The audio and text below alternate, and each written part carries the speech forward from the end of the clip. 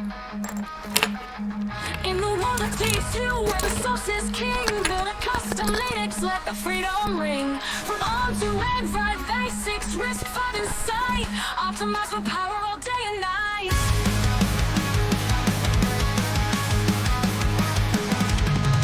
For space freedom, tailor-made for you. T2 SDE, low-code packages. Component magic, modular design. Automated builds make your system shine. Control your versions, choose what you need. Latest patches, blazing speed. Embedded systems, lightweight and lean. A custom distro like you've never seen. Welcome everyone to another video. We did it a couple of times, but people ask again and again how to create a new T2 package.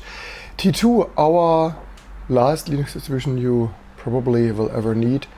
Cross-compile, supporting all architectures, and zero or low-code packaging. Some decade ago, I've written a creating a new T2 package tutorial. I recently, some week ago, moved it here to the knowledge base. Previously it was in documentation or I think it was in developers, but doesn't matter. Now it's knowledge base number 9, how to create a new package. You can read that here. Brief summary is T2 packages have a custom unique package format. Unique because we do not want RPM or Debian complexity. T2 is a unique source distribution created as Rock Linux 25 years ago, and that is what we settled with 20 years ago. So that looks, T2 package format looks like key value pairs.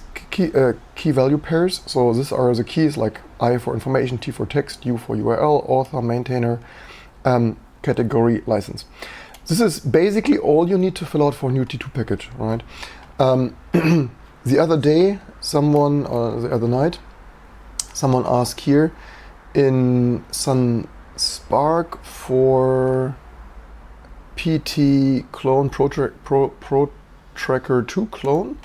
So let's package that as an example, right? So like basically the tutorial is there, the handbook is there, there is more detailed information in the handbook, but of course most people these days rather prefer video, so let's do that together. PT2 clone. The only question is ProTracker 2 clone, 16-bit org, what would be, okay, let's see, ProTracker PT2, okay, probably we name it then PT2 clone, I guess. So first you need to decide for a name. Usually it is more clear than that, like if it's libsetlib, then it's libsetlib. And I guess we put it either in, so it's pure audio, it's probably package audio. T2 packages live in T2's source tree package, and then in repositories like audio, video, multimedia, and so on. So audio, it is for now.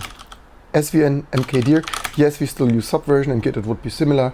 You don't need to use subversion, you can just mkdir, you just should send it in, so basically use whatever tools, like you can also use a Git clone of our Git mirror, whatever you might fancy. So PT ProTracker 2 clone. I package this random thing because we have already over 5,000 packages, and if you say, but Debian has so much more, I think the Debian count is split into dog, devil, man or whatnot, and who knows what. So T2 packages are not split, so you could maybe multiply this with 4 or 5 to get some 25,000 Debian package equivalent or whatnot. Just as a ballpark of a reminder here. So basically we have everything and the kitchen sink probably already, so let's package this random thing here. And now you could just copy this template, like basically any template. Usually I copy like basically just the next best thing here, and it's just like XMM, whatever, doesn't matter here. Let's just, it's a package description file, so this metadata as written here. Let's take a look into packages desk file example here. It's just something linked here, right? And the name, the desk name, probably we didn't mention that here, but that name needs to be the same. So the directory name, the package name as in T2, similar to Debian, Red Hat, Fedora, usually needs obviously be the same. So directory, package, desk, and then take your favorite editor and edit it. So I mean, copyright, yeah, maybe whatever, right? It's like based or not based. So yeah, it is what it is.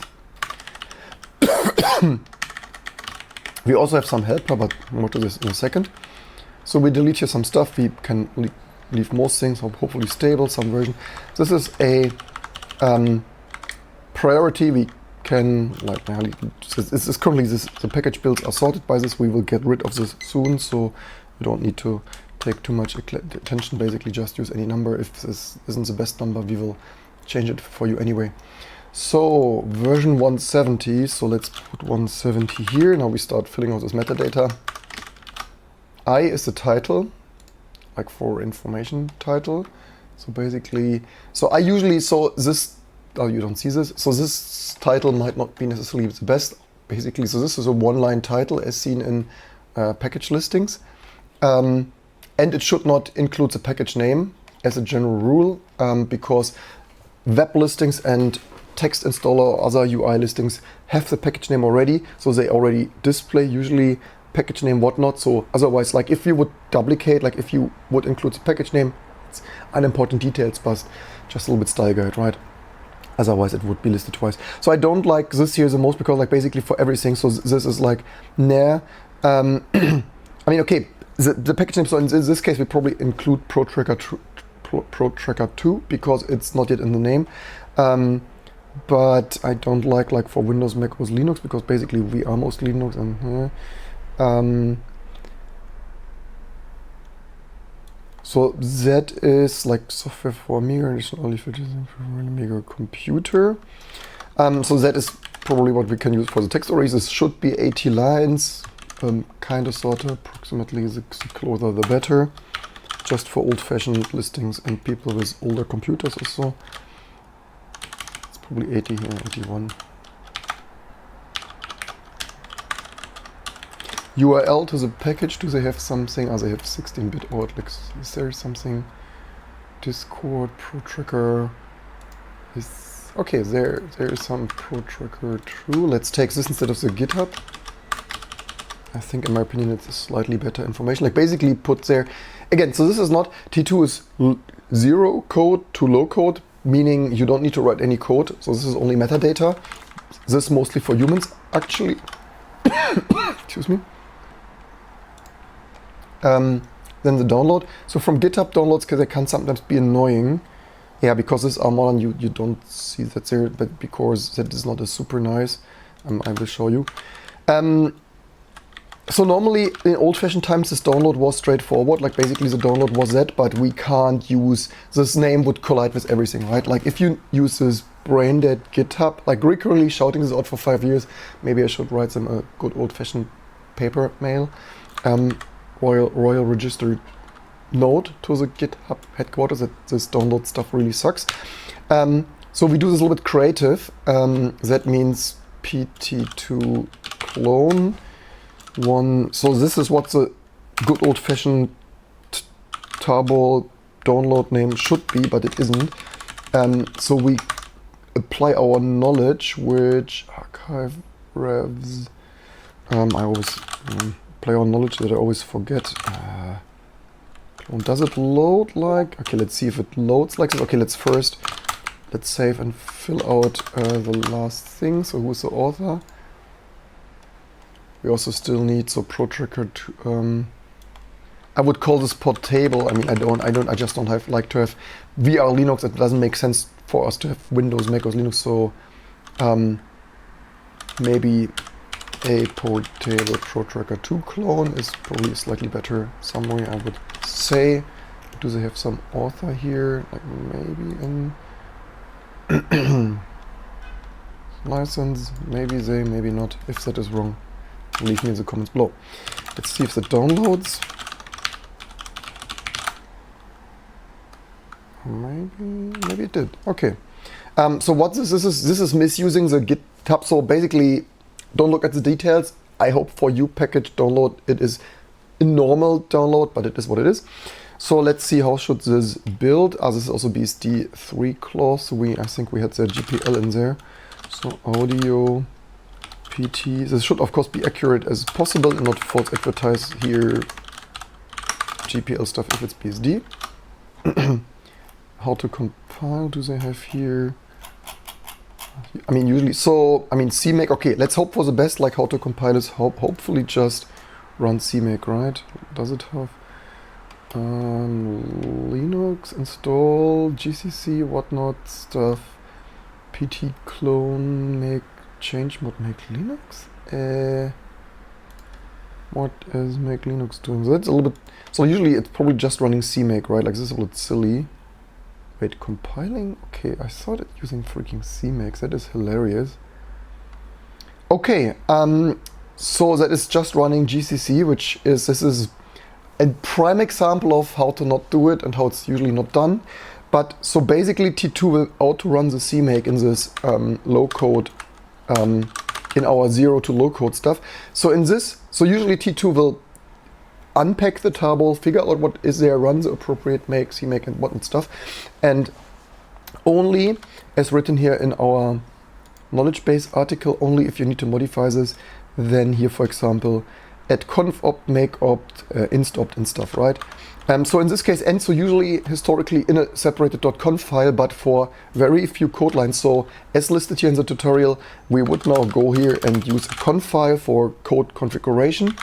But since some years we prefer to have short stuff inline, short meaning so for O for code. So then you need to read the manual if you want to do that nicely. This should be run CMake, I guess, like basically just disable running CMake. Excuse me. Does it have install? Maybe it doesn't even have freaking install. Release other, everything went. I mean, this is also dev null. This is super hilarious. Like, this is like the worst thing I've seen in decades. Amazing that we managed just. Oh, this is also. Nah. Okay, it's like, yeah, totally not how to do it.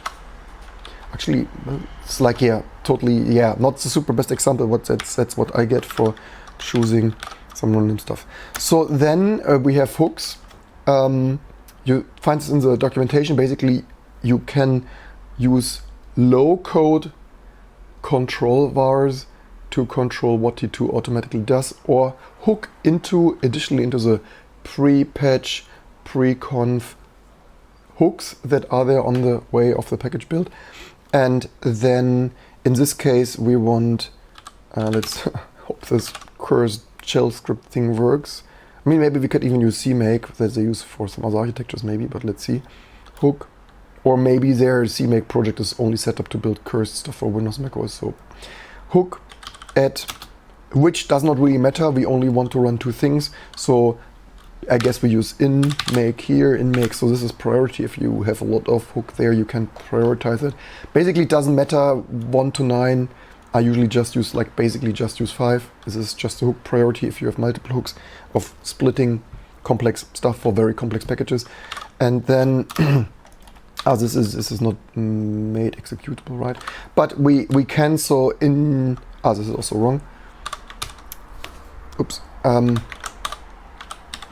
So they wrote make it executable, but we can simply run bash on this, right? Like, what is it? Bash does, is it?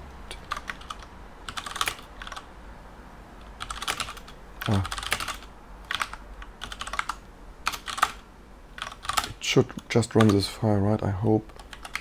Like, instead of doing change mod X, we just do compile, make Linux. And let's hope that works. And then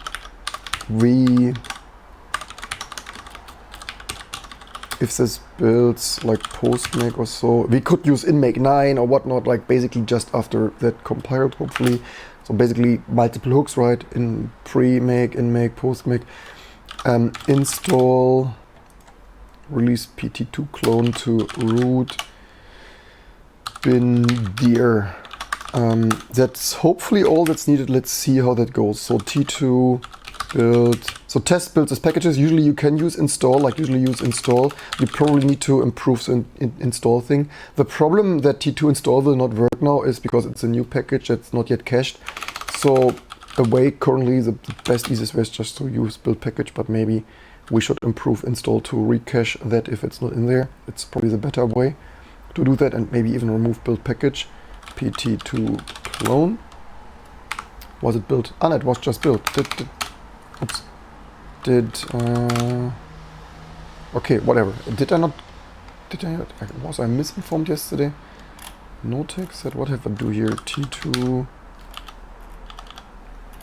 test build. Where do I have test build? That with install. Did I? Or did maybe no tech. Or did I had build package? Okay, whatever. Anyway, so did this work? Running make. This does still run make apparently. Running make for reasons. Does it have a make file? So this is stuff that the low code, zero code stuff that T2 does automatically. Does it have a make file there for reasons? Do we need? Maybe we should only do that run.